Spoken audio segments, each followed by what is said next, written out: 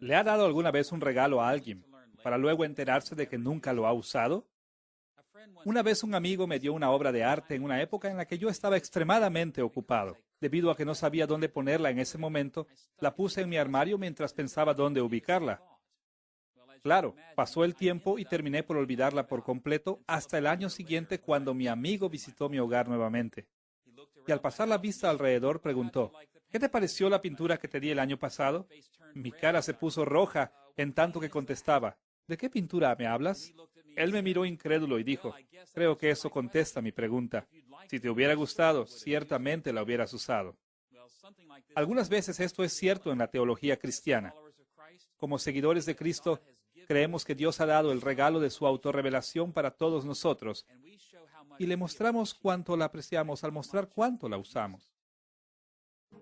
Esta tercera lección de nuestra serie, Construyendo su Teología, la hemos titulado Confiando en la Revelación, y exploraremos cómo hacer uso de la revelación de Dios al desarrollar nuestra teología.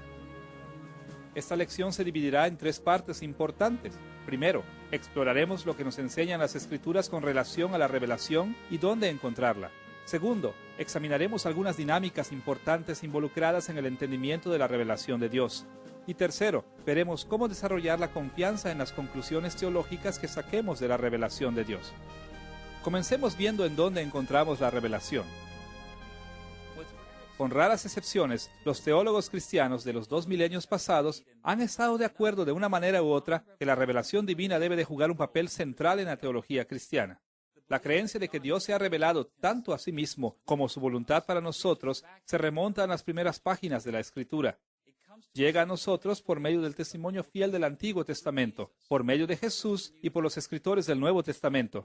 Pero saber en teoría que Dios nos ha dado ese precioso regalo no es suficiente. Debemos saber dónde encontrarlo. Mientras exploramos este tema, tocaremos 3 puntos. Primero veremos la doctrina de la revelación general.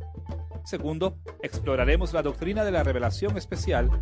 Y tercero, examinaremos las interconexiones entre esas 2 formas de revelación. Una de las formas principales en la que Dios se ha revelado a sí mismo ante la humanidad es lo que con frecuencia llamamos revelación general. Usamos el término general para indicar que Dios se revela a sí mismo por medio de las cosas creadas en general y para toda la gente en general. Algunas veces también se le llama revelación natural, porque esta revelación viene por medio de la naturaleza o creación. Varios pasajes bíblicos enseñan acerca de la revelación general. Por ejemplo, encontramos este concepto mencionado en el Salmo 19, 1 al 6, Hechos 14, 15 al 17 y Hechos 17, 26 al 27. Pero quizá la descripción más completa de la revelación general de la Biblia aparece en los versículos familiares de Romanos capítulo 1, versículos 18 al 32. Para ver estas enseñanzas bíblicas, tocaremos 2 asuntos. Primero, el medio de la revelación general y segundo, el contenido de la revelación general. En primer lugar, las Escrituras enseñan que el medio, el instrumento o conducto de la revelación general es cada dimensión de la creación. En cada cosa que Dios ha hecho, Él se revela a sí mismo a cada uno de nosotros. Escuchemos la manera en que lo puso en Romanos 1, versículos 18 al 20. Porque la ira de Dios se revela desde el cielo, pues Dios se lo manifestó, siendo entendidas por medio de las cosas hechas. Estas palabras nos dicen que Dios se nos revela por medio de la creación, o como dice aquí, por medio de las cosas hechas. La revelación viene por medio de galaxias gigantescas en el espacio exterior y por medio de partículas microscópicas en el mundo, por medio de las dimensiones física, abstracta y espiritual de la creación, incluso nuestra propia experiencia como seres humanos. Todo en la creación actúa como mediador de la revelación de Dios. Desafortunadamente, los cristianos frecuentemente toman estas palabras de Romanos 1 como si se refirieran únicamente a la creación en su sentido natural. Todos nosotros sabemos de qué manera los bosques, los lagos, los árboles, las montañas y los desiertos dirigen nuestros pensamientos hacia Dios, pero con frecuencia fallamos en darnos cuenta de que la civilización, la tecnología y la cultura humana como un todo también nos revelan a Dios. Es importante darnos cuenta que en Romanos 1, Pablo tenía en perspectiva mucho mayor que la creación en su estado natural también se refirió a la creación bajo la influencia de los seres humanos como un conducto de la revelación. Hablando de las perversiones que la cultura humana pecadora trae al mundo, Pablo dijo que la gente ve estas perversiones que cometen los humanos y entienden algo acerca de la voluntad de Dios. Él escribió estas palabras en Romanos 1, versículo 32, quienes, habiendo entendido el juicio de Dios, que los que practican tales cosas son dignos de muerte, no solo las hacen, sino que también se complacen con los que las practican. Estas palabras indican que la revelación general viene por lo que la gente hace con la naturaleza, no solamente por medio de la creación en su estado natural. La tecnología humana, la ciencia, la arquitectura, la política, la vida familiar, el arte, la medicina, la música y otros productos de la cultura humana median la revelación general de Dios.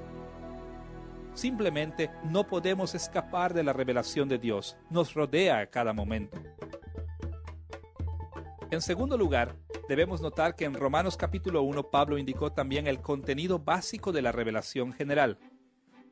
Ahora, desde una perspectiva, Pablo no era muy preciso acerca de lo que la gente conoce por medio de la revelación general. Su falta de especificidad resulta probablemente del hecho de que las diferentes personas en lugares diferentes y en tiempos diferentes encuentran y reconocen diferentes aspectos de la revelación. Sin embargo, Pablo hizo claro que la revelación general revela por lo menos dos tipos de información a los seres humanos: los atributos de Dios y nuestras responsabilidades morales correspondientes. Por un lado, como dijo Pablo en Romanos 1, versículo 20, la creación revela las cosas invisibles de Él, su eterno poder y deidad. En pocas palabras, los atributos de Dios que no pueden verse directamente se ven indirectamente en su creación. Cada persona en el planeta conoce algunas dimensiones del carácter de Dios porque, como lo dijo Pablo en Romanos capítulo 1, versículo 19, Dios se lo manifestó en la revelación general. Por ejemplo, la belleza de la creación nos señala hacia la belleza asombrosa de Dios. Las provisiones de la naturaleza para la vida humana demuestran su bondad. El mero tamaño de la creación revela su enormidad. La complejidad de la creación nos muestra su sabiduría y el poder de la naturaleza refleja su poder divino. Por otro lado, además de demostrar los atributos invisibles de Dios, la revelación general comunica los aspectos de nuestra responsabilidad moral ante Dios. Escuchemos nuevamente la manera en que lo puso Pablo en Romanos 1, versículo 32, al hablar de la pecaminosidad de la raza humana. Quienes, habiendo entendido el juicio de Dios, que los que practican tales cosas son dignos de muerte, no solo las hacen, sino que también se complacen con los que las practican. En otras palabras, varios aspectos de la creación revelan la responsabilidad moral que tenemos delante de Dios. Por ejemplo, las distinciones biológicas entre masculino y femenino revelan nuestra obligación de practicar la heterosexualidad. La dependencia de los hijos en el cuidado paternal revela tanto las obligaciones de los padres para el cuidado de sus hijos como la responsabilidad de los hijos de honrar a sus padres. El sufrimiento de los seres humanos en la guerra y el hambre revelan nuestra obligación de mostrar misericordia. Por donde quiera que veamos, la creación gime, demandando que conformemos nuestras vidas a los estándares morales que Dios exhibe en y por medio de la creación. Ahora que hemos tocado la doctrina de la revelación general, debemos dirigirnos hacia una segunda forma de revelación, a saber, la revelación especial. Esta forma de revelación ha sido llamada especial principalmente porque no se da a toda la gente en todos los lugares, pero se da a segmentos especiales o específicos de seres humanos. La revelación especial ha tomado muchas formas a lo largo de la historia, pero desde el punto de vista cristiano, Dios se manifestó a sí mismo de la manera más clara y completa en su Hijo Jesús. Hebreos capítulo 1, versículo 1 al 3, ofrecen un breve resumen de la perspectiva cristiana de la revelación especial. Dios, habiendo hablado muchas veces y de muchas maneras en otro tiempo a los padres de los profetas, en estos postreros días nos ha hablado por el Hijo, a quien constituyó heredero de todo y por quien asimismo hizo el universo, el cual, siendo el resplandor de su gloria y la imagen misma de su sustancia. Antes de la venida de Cristo, Dios se reveló a sí mismo y a su voluntad de maneras muy especiales. Él habló directamente a su pueblo, les dio sueños sobrenaturales, abrió sus ojos a las visiones y les habló por medio de profetas, sacerdotes, reyes y sabios. Pero ninguna de estas revelaciones se compara a la plenitud y supremacía gloriosa de la revelación de Cristo, el Hijo de Dios. La vida y las enseñanzas de Jesús son el debut especial de la revelación de Dios. Y por esta razón es bastante apropiado decir que el estándar para la teología cristiana es la revelación de Dios en Cristo. Ahora, esta comisión a Cristo como la revelación suprema de Dios nos guía a varias implicaciones importantes. Pero para nuestros propósitos, una de las implicaciones más importantes y prácticas es que nosotros también debemos de estar comprometidos con las Escrituras como la revelación de Dios. Cualquiera que esté relacionado con Jesús o con los rabinos palestinos del primer siglo, sabe que Jesús veía las Escrituras del Antiguo Testamento como la revelación especial de Dios. Nunca cuestionó las Escrituras, sino que se sometió completamente a ellas e invitaba a otros a hacer lo mismo. Su ejemplo enseña a sus seguidores a confiar de Génesis hasta Malaquías como nuestra guía en todo lo que pensamos, hacemos o sentimos. Más allá, como nuestro gran maestro, Jesús ordenó formular revelaciones autoritativas para la iglesia a sus discípulos especiales, sus apóstoles, y su revelación está resumida infaliblemente en el Nuevo Testamento. Así que, los que ven a Cristo como la revelación suprema de Dios deben seguir su ejemplo y someterse a su enseñanza recibiendo el Antiguo y el Nuevo Testamento como la revelación especial para su pueblo hoy en día.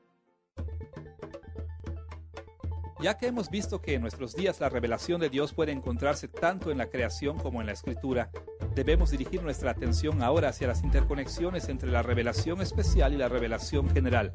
Estas interconexiones nos ayudarán a ver que nunca debemos negar ninguna forma de revelación. Veremos dos aspectos de este asunto: el traslape entre la revelación general y especial y la necesidad de las dos formas de revelación. Veamos primero el traslape entre las revelaciones general y la especial. Aunque hablamos con frecuencia de la revelación general y especial bajo diferentes encabezados, necesitamos reconocer que estas dos formas de revelación se traslapan significativamente. Para ver esto, debemos reconocer la variedad del contenido que se encuentra en ambas formas de revelación. Por un lado, en las Escrituras, la revelación especial toca muchos temas que forman un continuo entre la intuición muy común y la extraordinaria. Algunas porciones de la Biblia son tan extraordinarias que nadie pudo haberlas escrito por medio de observaciones o experiencias normales, aun con la dirección divina. Estas porciones de la Biblia son esotéricas, fueron dadas de maneras sobrenaturales extraordinarias. Quizá los ejemplos más obvios de este tipo de material en la Biblia son porciones de libros como Daniel, Joel y Apocalipsis.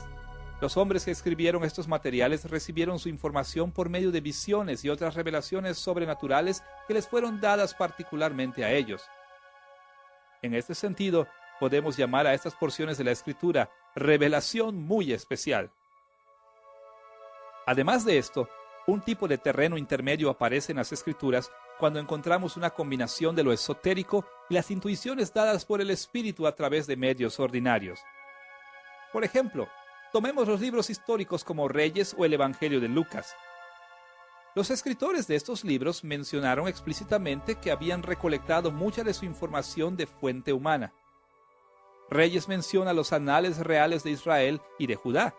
Lucas menciona testigos oculares de la vida de Cristo de los cuales él juntó su información.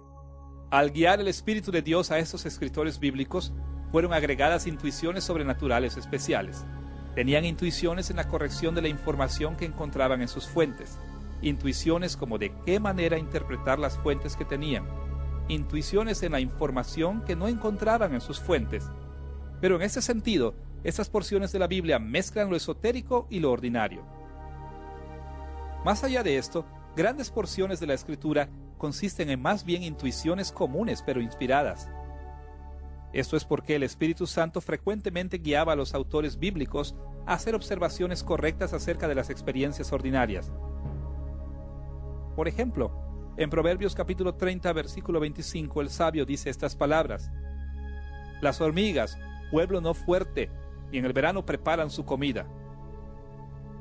Este enunciado es inspirado y verdadero, pero resulta de observar la naturaleza, no por recibir una visión esotérica.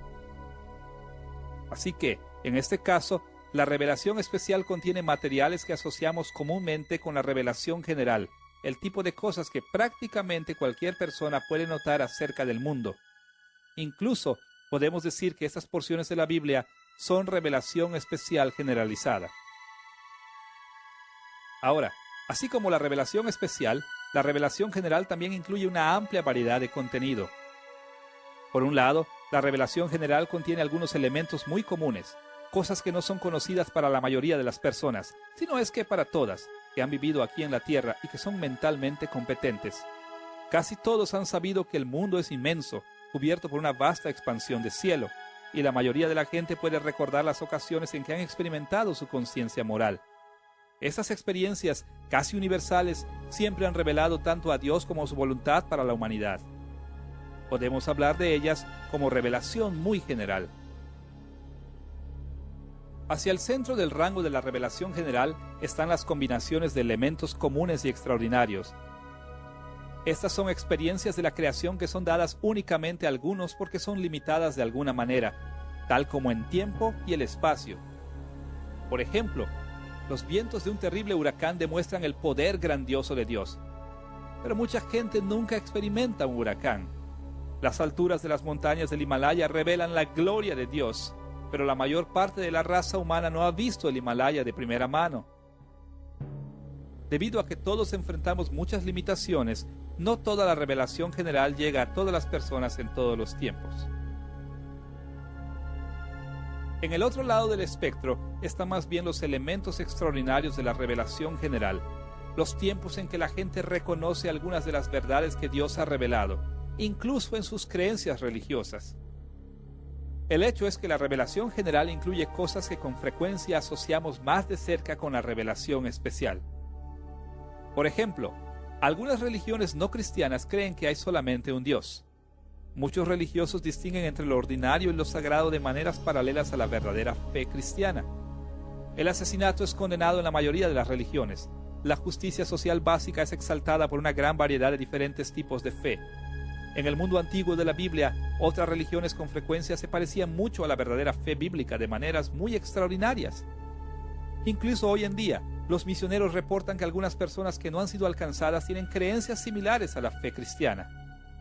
En tales casos, podemos hablar de revelación general especializada.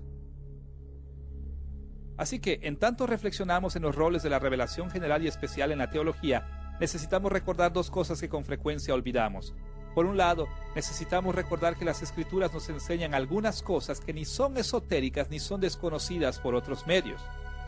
También nos enseña con autoridad divina acerca de las cosas que son relativamente comunes y que también pueden ser discernidas por medio de la revelación general. Esta es la razón por la que vemos a las Escrituras como nuestra autoridad, no únicamente en asuntos puramente religiosos y morales, sino también en asuntos relacionados con la historia y la ciencia. Por otro lado, también necesitamos darnos cuenta que la revelación general tiene mucho que enseñarnos acerca de los asuntos que normalmente reservamos para la Escritura. De hecho, como veremos en estas lecciones, muchas verdades teológicas que se tocan en la Escritura están expuestas en la revelación general. Esta es la razón por la que debemos buscar cuidadosamente dirección divina al ver la revelación general, inclusive en asuntos que son altamente religiosos. Ahora que hemos reconocido que la revelación general y especial tienen un amplio rango de cosas para ofrecer reflexión teológica, debemos dirigirnos al segundo punto. ¿Por qué necesitamos ambas formas de revelación para la teología? ¿A qué contribuye cada una de ellas a la empresa teológica? Por un lado, necesitamos la revelación especial porque excede la revelación general de muchas maneras. La revelación especial está diseñada para especificar, clarificar y para revelar a Dios y su voluntad más allá de lo que presenta la revelación general. Como han observado varios teólogos en décadas recientes, Dios proporcionó a Adán y a Eva la revelación especial y la natural, mientras aún estaban en su estado de inocencia. Debido a que Adán y Eva estaban sin pecado, podemos estar seguros de que sabían mucho de Dios y de su voluntad para con ellos al mirar la creación. Y sin embargo, antes del pecado, la teología no tenía que derivarse observando la creación sin la guía de la revelación especial. Dios también le dio a Adán su palabra especial con instrucciones específicas con relación al árbol del conocimiento del bien y del mal, con relación al cuidado del jardín, con relación a multiplicarse, con relación a ir más allá de los límites del jardín y con relación a ejercer dominio sobre toda la tierra.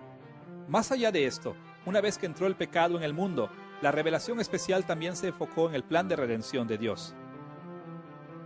Aunque la revelación general revela que estamos bajo el juicio de Dios, únicamente la revelación especial expone la salvación en Cristo.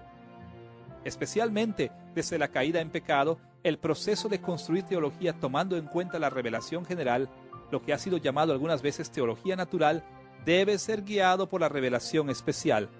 De otro modo, utilizaremos mal lo que Dios ha revelado en la creación. Con nuestra necesidad de tener la Escritura en mente, también debemos ver nuestra necesidad de la revelación general.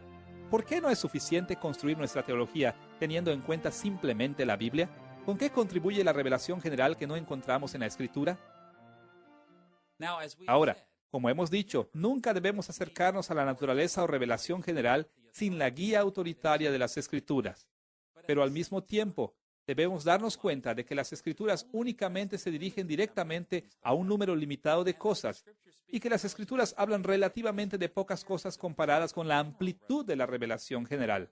La revelación general proporciona el contexto que requiere la revelación especial con el fin de comunicar. Para aplicar un principio que hemos aprendido en las lecciones anteriores, varios aspectos de la revelación general y la revelación especial forman redes de reciprocidades múltiples. Este papel para la revelación general aparece por lo menos de dos maneras. Por un lado, lo que aprendemos de la revelación general nos capacita para entender la revelación especial. Pensemos en esto de esta manera. Todos nosotros conocemos que una persona debe ser capaz de leer, o al menos entender un lenguaje hasta cierto grado, para tener acceso a la revelación de la Escritura. Pero ¿cuántos de nosotros hemos aprendido a leer o entender el lenguaje derramándonos encima las palabras de la Biblia sin ayuda de otras fuentes? Ciertamente la respuesta es que ninguno de nosotros aprende de esta manera. La mayoría de nosotros aprendimos un lenguaje de un padre o de alguien que nos cuidaba, con la ayuda de objetos y acciones que involucraban a otros elementos de la creación. Y posteriormente aprendimos a leer por medios similares. Únicamente construyendo sobre lo que ya habíamos aprendido de esos aspectos de la revelación general, fue que entonces estábamos capacitados para acercarnos a la Biblia.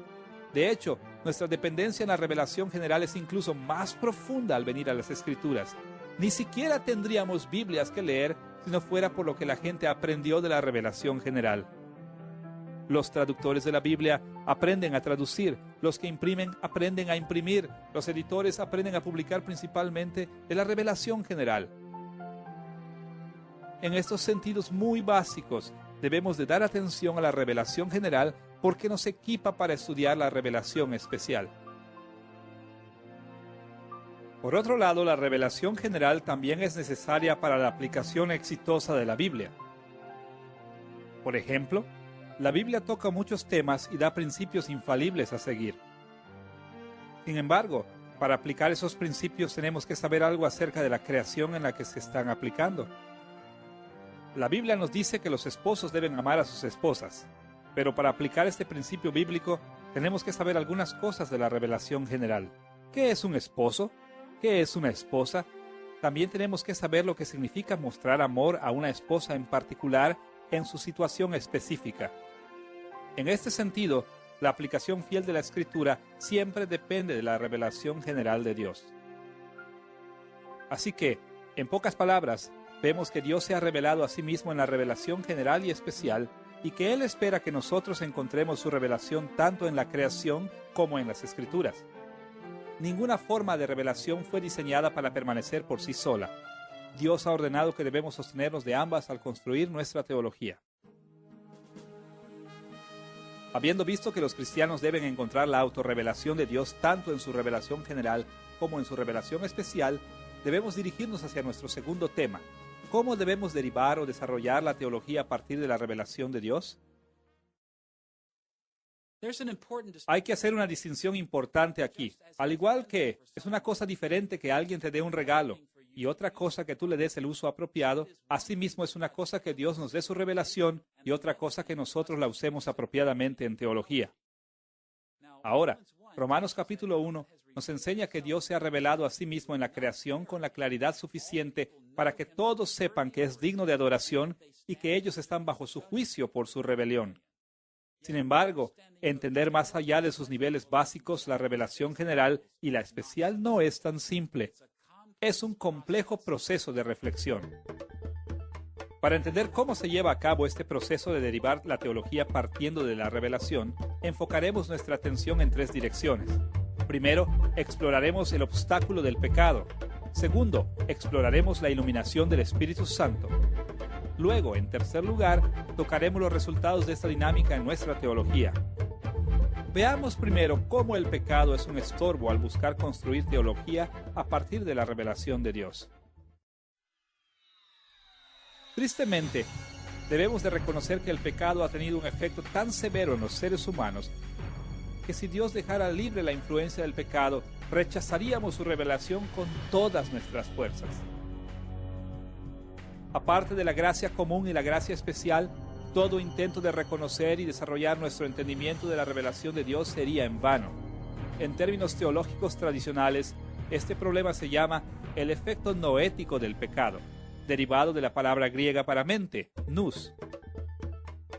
Para entender los efectos noéticos del pecado, primero veremos cómo el pecado obscurece nuestras mentes con respecto a la revelación general y después veremos cómo hace lo mismo con relación a la revelación especial. Aunque cada persona en la tierra sabe algo de las dimensiones de la revelación general, el pecado causa que extingamos mucho de lo que sabemos y nos ciega a mucho de lo que tiene para ofrecernos la revelación general. En Romanos capítulo 1, versículo 18, Pablo dijo que los gentiles pecadores que sabían la verdad de la revelación general detienen con injusticia la verdad. En otras palabras, el pecado nos obliga a suprimir la verdad que está revelada claramente por medio de la creación. Nosotros negamos y nos alejamos de la revelación general. Pablo también escribió que como los incrédulos violan los principios morales revelados en la naturaleza, Dios los entregó a las concupiscencias de sus corazones, a pasiones vergonzosas y a una mente reprobada. La lujuria y la depravación guían nuestros corazones, así que tenemos, como lo era entonces, visión deteriorada. No es que no podamos ver la verdad de la revelación general, pues sí lo hacemos. Torcemos los hechos de la revelación general para estar en conformidad con nuestros deseos depravados. Llamamos a la verdad mentira y a las mentiras verdad. Llamamos a lo bueno malo y a lo malo bueno.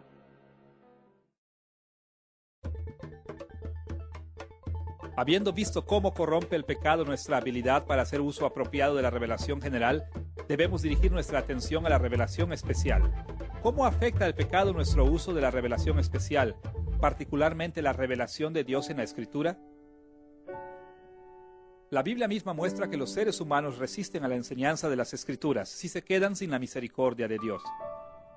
Jesús comentó sobre esto en Juan capítulo 5, versículos 39 y 40, cuando dijo que los fariseos malversaban el Antiguo Testamento.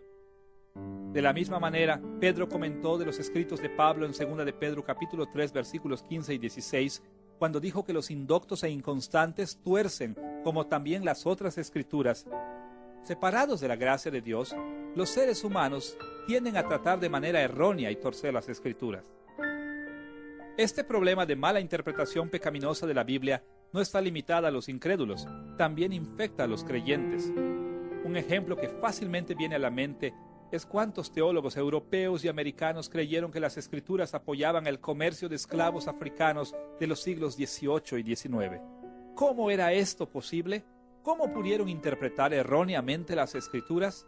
La respuesta es que el pecado obstaculiza incluso nuestra habilidad para manejar las Escrituras. No importa la fuerza de nuestro intelecto o la profundidad de nuestro conocimiento bíblico, debemos estar absolutamente convencidos de que todos nosotros estamos torciendo y pervirtiendo la revelación especial de alguna manera.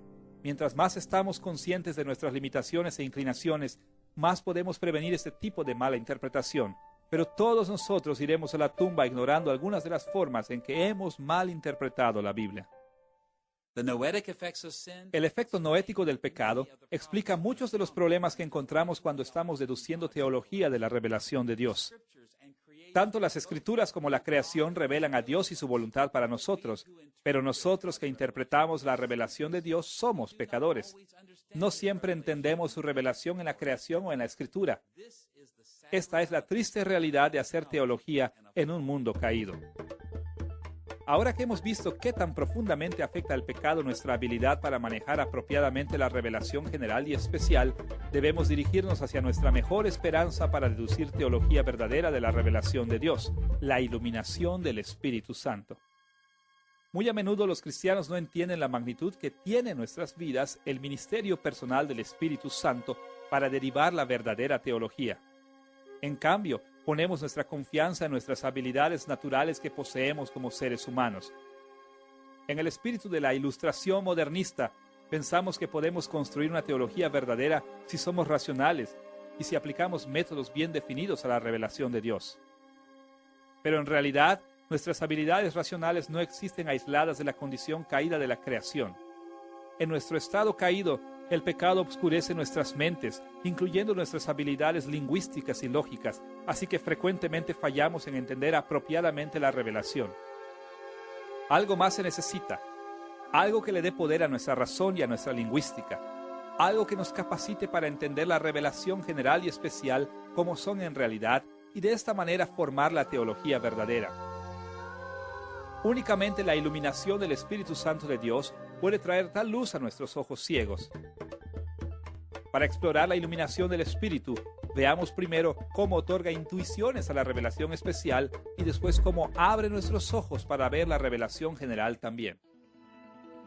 En la teología tradicional protestante, el término iluminación se aplica frecuentemente a la obra del Espíritu al dar discernimiento en la revelación especial.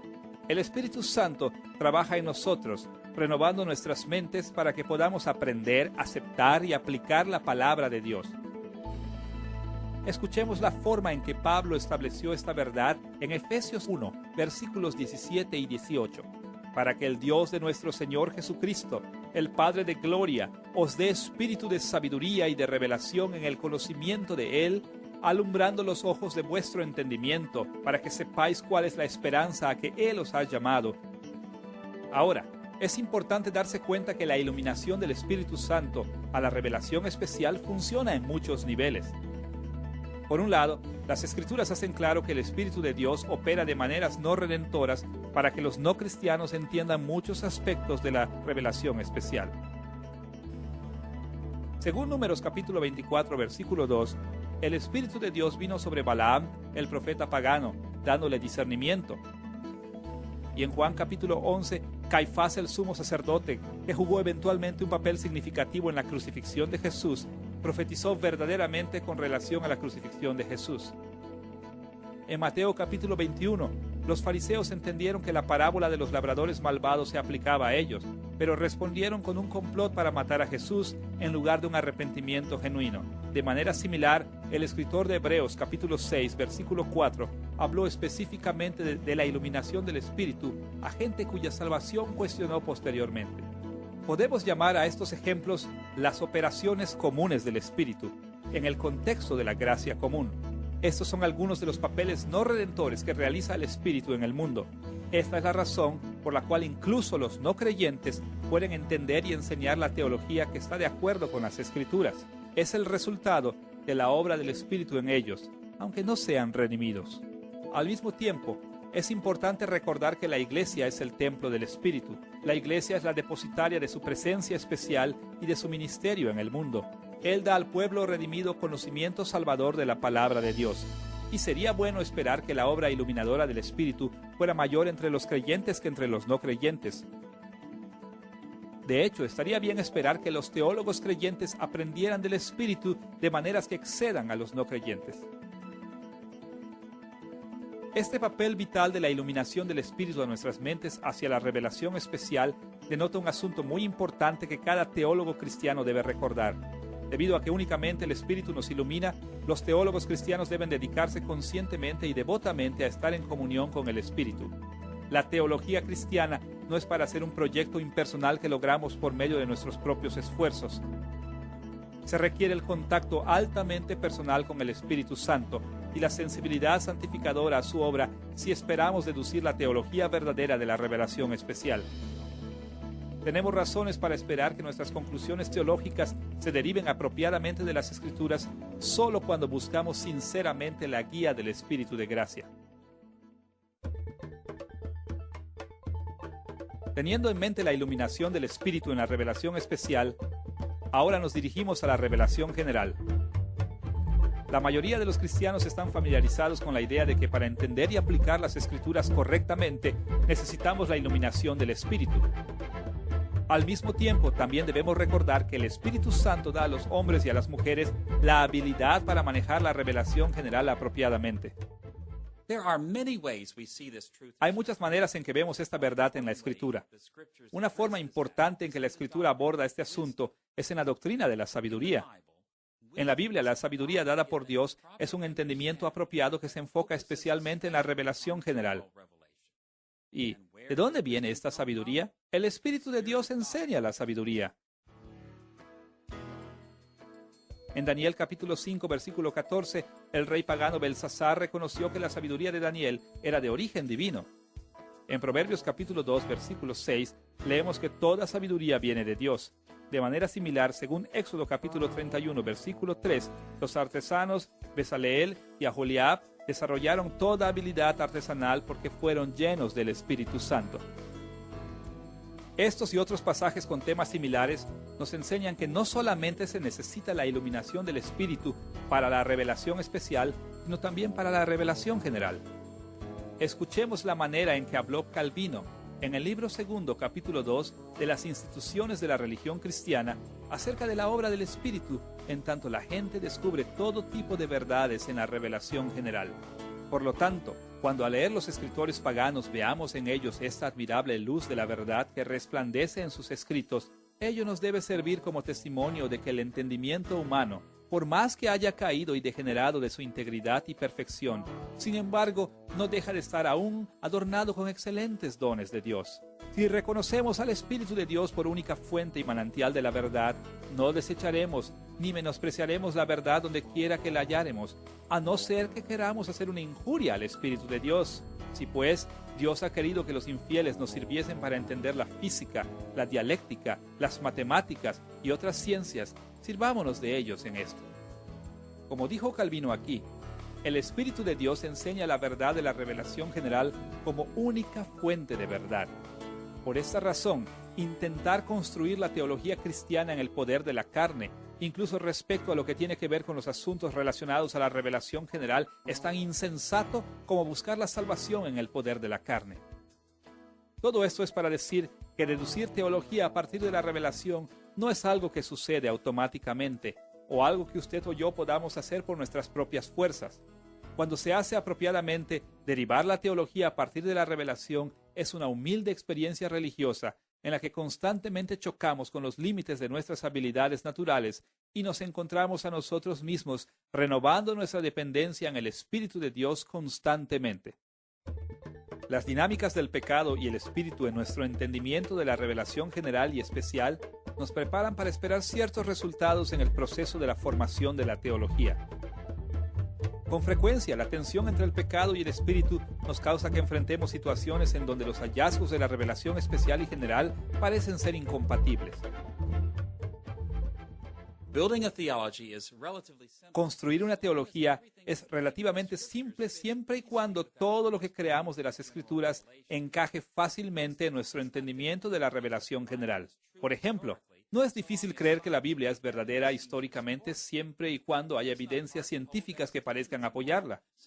No es difícil afirmar que robar es inmoral debido a que hay muchas personas que ven la decadencia social que causa el robar. Pero seamos honestos unos con otros. Frecuentemente leemos una cosa en la Biblia, pero encontramos algo que parece bastante contrario en el mundo en derredor nuestro. Aprendemos algo de nuestra experiencia de la vida, pero después descubrimos que la Biblia parece enseñar lo opuesto.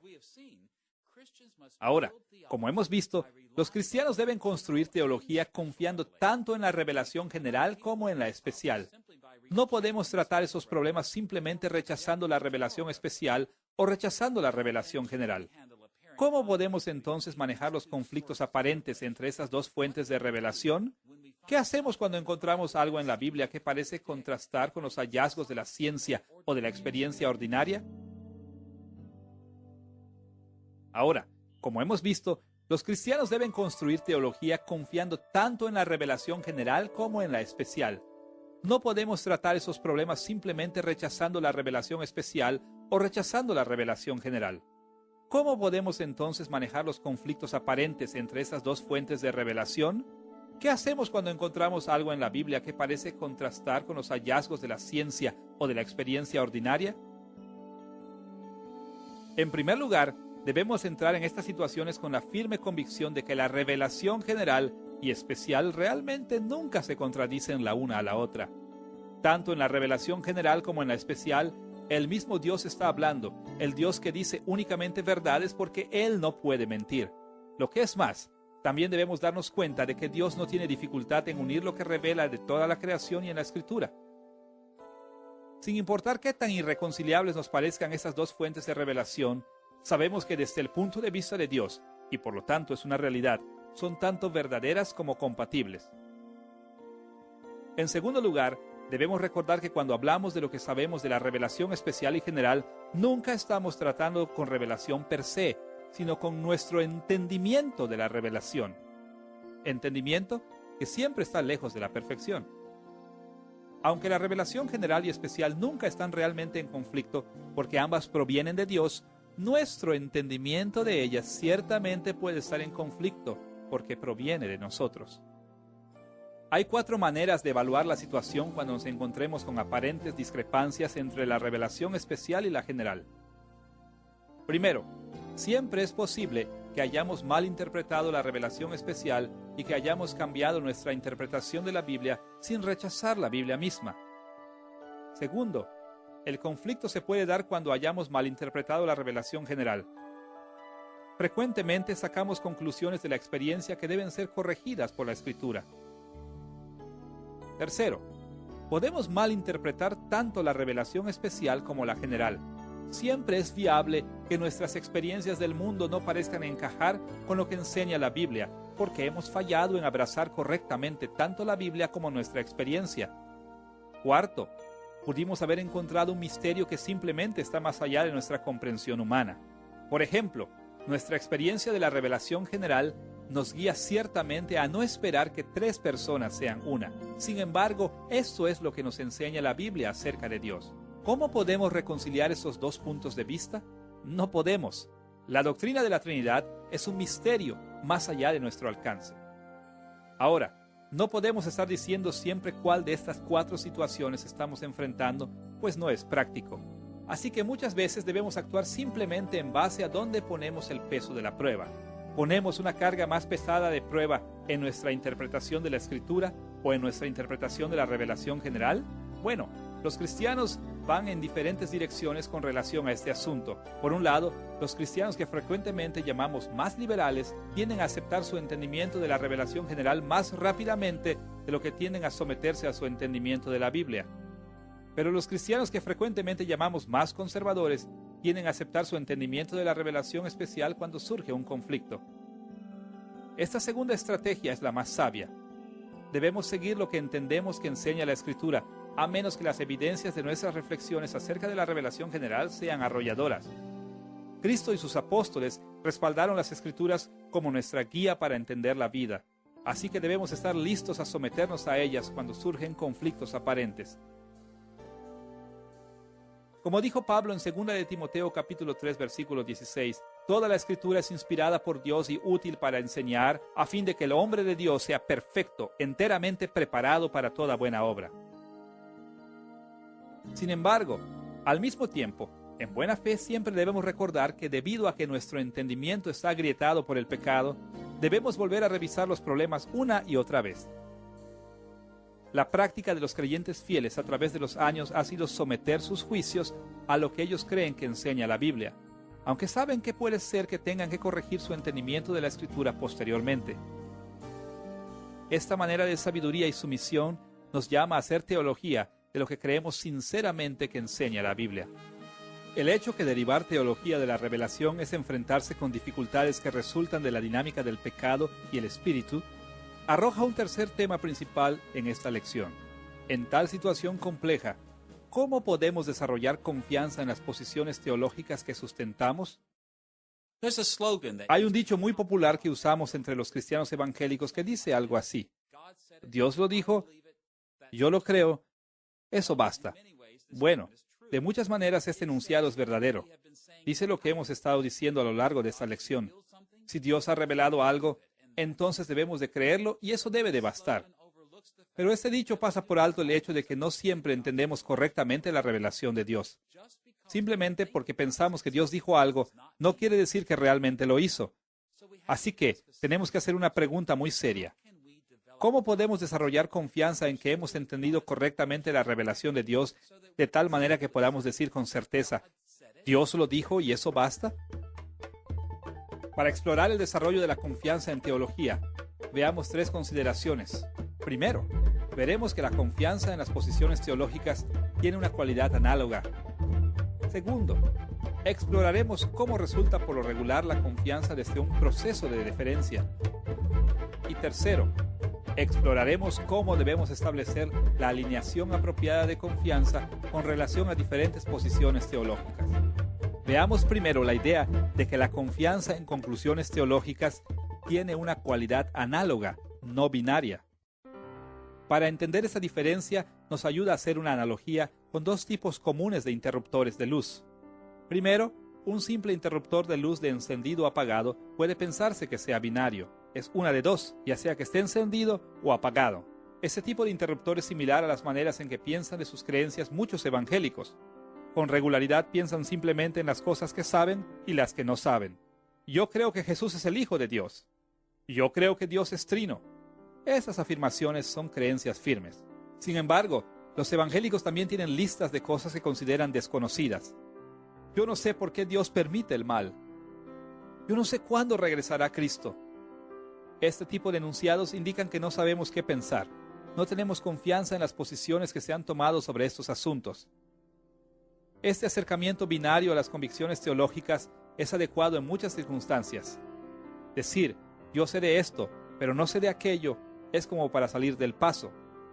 Sin embargo, cuando vemos más cerca del rango completo de las cosas que sabemos y creemos como cristianos, vemos rápidamente que la situación es más compleja de lo que sugiere el modelo binario. Ahora, la mayoría de nosotros también está familiarizado con interruptores de luz atenuadores, el tipo de interruptores que tiene una posición de luz brillante y de luz baja. Este tipo de interruptor es análogo. La corriente eléctrica no está simplemente encendida o apagada, sino que la corriente fluye con más o menos fuerza. En los extremos, la corriente está completamente apagada o completamente encendida, pero la gama entera que está en el medio es importante también, ya que proporciona luz más baja o más brillante. En muchos aspectos, estos interruptores de luz análogos proporcionan un modelo útil para evaluar la confianza que debemos tener en las diferentes posiciones teológicas. Nosotros no tenemos confianza simplemente en algunas creencias y en otras no. Tenemos todo un ámbito completo de mayor o menor confianza en las posiciones teológicas. Consideremos la manera en que pensamos sobre las cosas fuera de la teología. Cada ser humano sustenta muchas creencias. Por ejemplo, yo creo que no lloverá hoy. También creo que tengo un trabajo como profesor del seminario. Y creo que tengo una nieta. Ahora, aunque puedo decir que yo creo que todas estas cosas son verdaderas, no sustento estas creencias con el mismo nivel de confianza. Una manera de probar mi nivel de confianza es preguntarme cuánta presión representaría para mí renunciar a cada una de estas creencias. Puedo decir honestamente que no representaría mucho para mí cambiar la creencia de que no lloverá hoy. Unas cuantas gotas de lluvia cayendo sobre mi cabeza me harían correr. Incluso un informe del tiempo que indique una alta probabilidad de lluvia me haría llevar una sombrilla. No tengo mucha confianza en esa creencia. Ahora, yo pondría mi confianza en que tengo un trabajo como profesor del seminario en un nivel más alto. Tengo toda clase de confirmaciones de que mi trabajo como profesor es seguro y estoy muy comprometido con esa creencia. Tomaría más de un reporte en la televisión para hacerme cambiar de parecer. Incluso si recibiera una carta diciéndome que he perdido mi trabajo, lo confirmaría en persona. Pero considere lo que me llevaría a dejar de creer que tengo una nieta. Hay demasiadas cosas que confirman mi creencia, y es tan especial para mí que llevaría una inimaginable cantidad de evidencias para hacerme creer de otra forma mucho más de las evidencias mencionadas en esta lista. Ahora, en muchos aspectos, lo que es verdad en la experiencia común también lo es en teología. Nosotros abrazamos nuestras creencias teológicas con varios grados de confianza. En la lección anterior, hablamos de nuestras doctrinas cristianas, prácticas y pathos o emociones como formando una red de reciprocidades múltiples. A esas alturas necesitamos expandir este modelo ligeramente. Nos ayuda al pensar en esta red de reciprocidades múltiples como suspendidas en una esfera plásmica. Cuando se secciona esta esfera y se expone su interior, vemos que nuestra red de creencias está arreglada en capas concéntricas. En la capa exterior, nuestras creencias están configuradas débilmente. La capa de fuera representa las múltiples posiciones teológicas que pertenecen a la periferia de nuestra red de creencias. Tenemos poca confianza en ellas, estamos poco comprometidas con ellas y nos encontramos a nosotros mismos que con mucha facilidad y casi todo el tiempo las vamos cambiando, removiendo y agregando. En el centro o núcleo de la esfera, nuestra red de creencias está entretejida tan herméticamente que parece ser casi una unidad sólida. El centro de nuestra red consiste en nuestras creencias medulares, las configuraciones teológicas centrales de nuestra fe, las que abrazamos con niveles muy elevados de confianza. Es muy difícil modificar, remover o agregar a esas creencias esenciales, porque cuando lo hacemos hay un efecto dramático que reconfigura grandes porciones de todo lo que creemos. Finalmente, entre la médula y la capa externa, hay una serie de capas hechas de redes de creencias tejidas más o menos firmemente. Las capas más cercanas al centro están configuradas más densamente y son más difíciles de modificar. Las capas más lejanas al centro están configuradas con menos densidad y son menos difíciles de cambiar. Ahora, el arreglo de la red de creencias variará de persona a persona, de tradición a tradición y de un tiempo y lugar a otro. Sin embargo, varios niveles de confianza aparecen en cada teología cristiana. Creemos muchas clases de cosas como cristianos, pero no debemos esperar creer todas con la misma medida de confianza. Algunas creencias están en la periferia, otras en la médula, y todas las demás entre la una y la otra. Siempre es cuestión de mayor o menor confianza. Esto es lo que queremos decir cuando decimos que la confianza teológica es análoga. Este entendimiento de nuestra red de creencias crea una pregunta. ¿Cómo le asignamos niveles de confianza a una posición teológica en particular? ¿Por medio de qué proceso llegamos a creer que hemos entendido correctamente la revelación de Dios con mayor o menor certeza? Dicho simplemente, el Espíritu Santo nos enseña y convence a través de un proceso de deferencia. Un proceso en el que nos sometemos a nosotros mismos a las influencias de varios instrumentos que usa el Espíritu ordinariamente para enseñarnos. Antes de que hablemos directamente de este proceso de deferencia, debemos hacer distinciones entre las formas ordinarias y extraordinarias con que el Espíritu Santo nos da confianza en las posiciones teológicas. He encontrado útil pensar en estos asuntos a la par con las muchas formas en que Dios, en su control providencial, actúa sobre toda la creación. La Confesión de Fe de Westminster resume muy bien la enseñanza de la Escritura sobre la providencia de Dios. Escuchemos lo que dice en el capítulo 5, sección 3. Dios, en su providencia ordinaria, hace uso de medios. A pesar de esto, Él es libre para obrar sin ellos, sobre ellos y contra ellos según le plazca. Notemos cómo se describe aquí la providencia de Dios. Este enunciado describe cómo usa Dios las causas secundarias o crea instrumentos para llevar a cabo su voluntad en la tierra. Él elabora su plan ordinariamente por medio de causas secundarias. Él usa instrumentos creados para lograr sus objetivos, pero al mismo tiempo, Dios no está encerrado en esta forma ordinaria. Él es libre de lograr su voluntad sin instrumentos creados, por encima de ellos e incluso en contra de ellos. De manera muy similar, es útil distinguir entre las maneras ordinarias y extraordinarias en que el Espíritu Santo nos ilumina y confirma nuestras posiciones teológicas. De cuando en cuando todos los cristianos hemos experimentado que el Espíritu Santo nos da discernimiento y fuertes convicciones, incluso cuando no las estábamos buscando. Algo viene a nuestra mente cuando no lo esperamos. Los compromisos crecen en nosotros sin ninguna explicación. En muchas situaciones como estas, el Espíritu de Dios está trabajando sin, por encima y en contra de las causas secundarias que usa normalmente. Este tipo de obras extraordinarias del Espíritu son importantes, pero en la teología formal estamos más comprometidos con los procesos ordinarios que el Espíritu usa. Como ya hemos visto, la Iglesia ha reconocido tres formas principales en las que el Espíritu otorga iluminación ordinaria mediante la identificación de tres áreas principales para el entrenamiento teológico formal de los líderes de las iglesias en los seminarios. Primero, la división bíblica del plan de estudios que tiene que ver con la exégesis de la Escritura. Segundo, la división doctrinal e histórica del plan de estudios que tiene que ver con la interacción en la comunidad. Y tercero, la división de la teología práctica del plan de estudios que está relacionado con el vivir cristiano. Siguiendo esta línea de pensamiento, es muy útil describir las maneras ordinarias en que el Espíritu otorga confianza teológica como un proceso de deferencia o sometimiento de nosotros mismos a las influencias de la exégesis de la Escritura, de la interacción en la comunidad y del vivir cristiano. Exploraremos estas tres influencias en detalle en futuras lecciones, pero será de ayuda presentarlas en esta ocasión.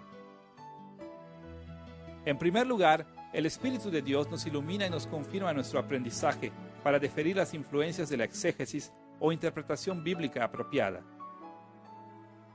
El campo de la exégesis, que es el aprendizaje de habilidades por las que podemos discernir la enseñanza de la Escritura, es uno de los medios de iluminación más importantes, comunes y efectivos, así como para edificar la confianza.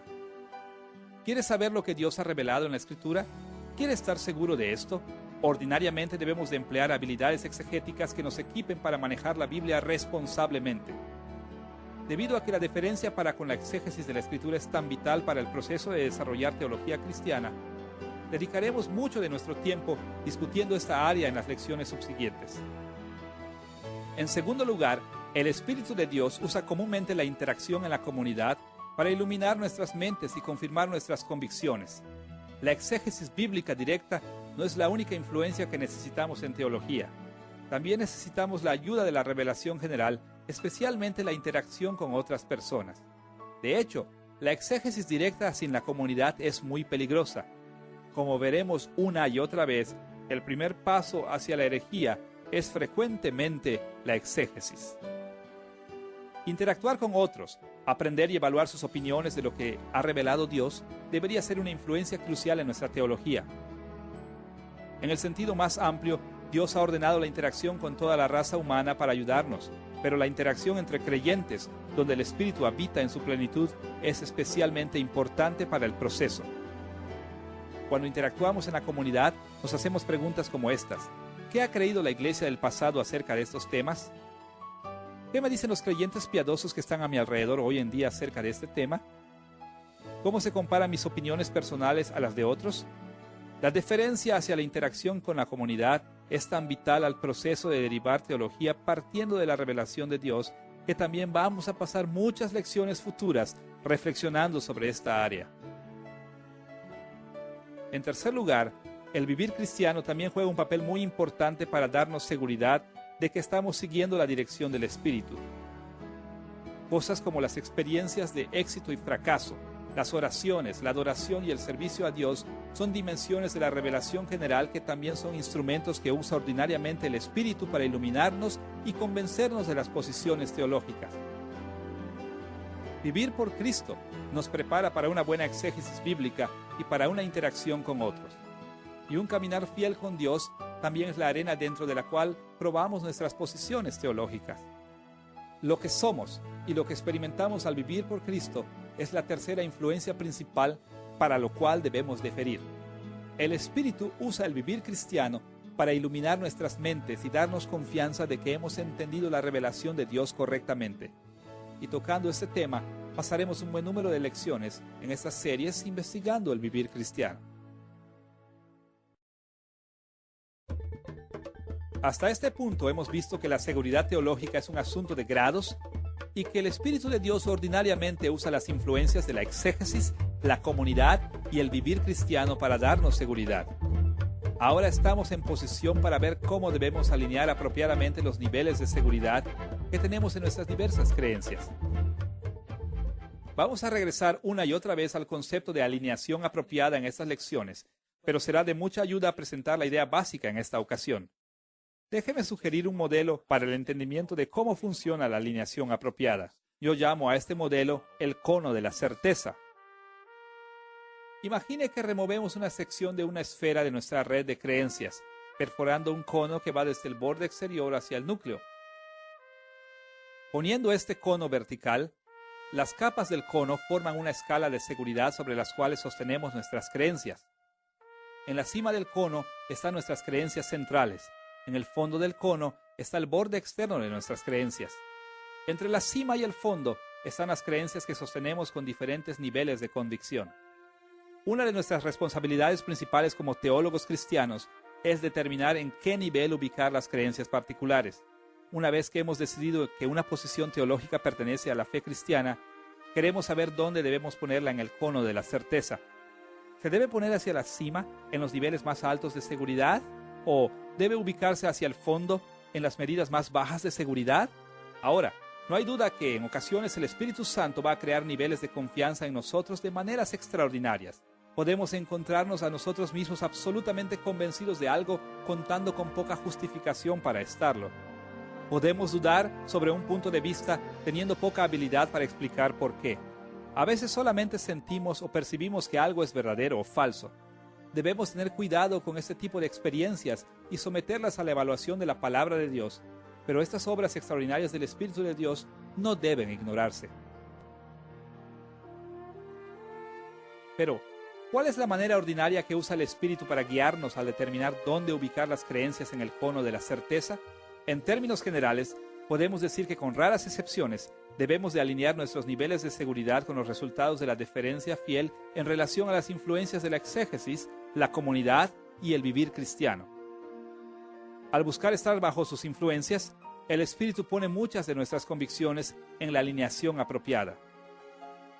Ahora, en un nivel práctico, deferir las influencias de la exégesis, la comunidad y el vivir cristiano requiere que nosotros nos hagamos por lo menos dos preguntas básicas.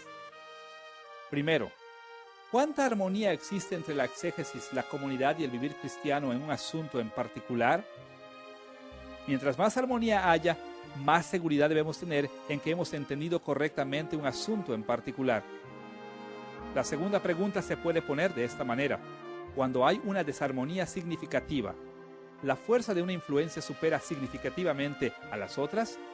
Cuando el peso de una o dos influencias es fuerte, tendemos a situar esta creencia en un nivel alto del cono de la seguridad.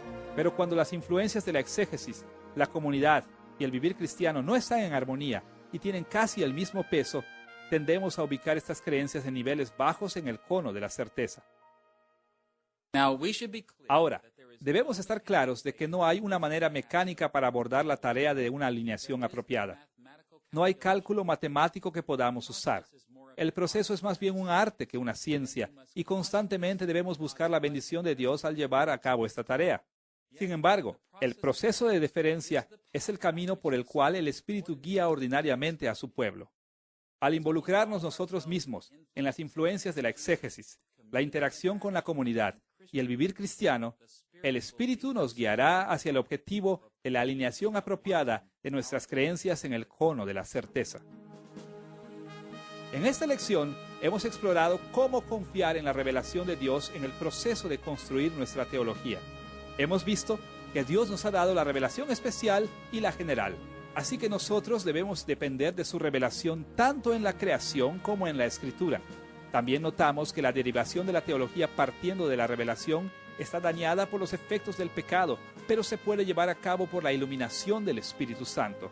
Finalmente, hemos visto que deferir las influencias de la exégesis bíblica, la interacción en la comunidad y el vivir cristiano nos ayudará a determinar qué niveles de seguridad son apropiados para las posiciones teológicas particulares que sostenemos. Con estos conceptos en mente, estaremos capacitados para seguir adelante hacia el objetivo de desarrollar una teología que se base en la revelación.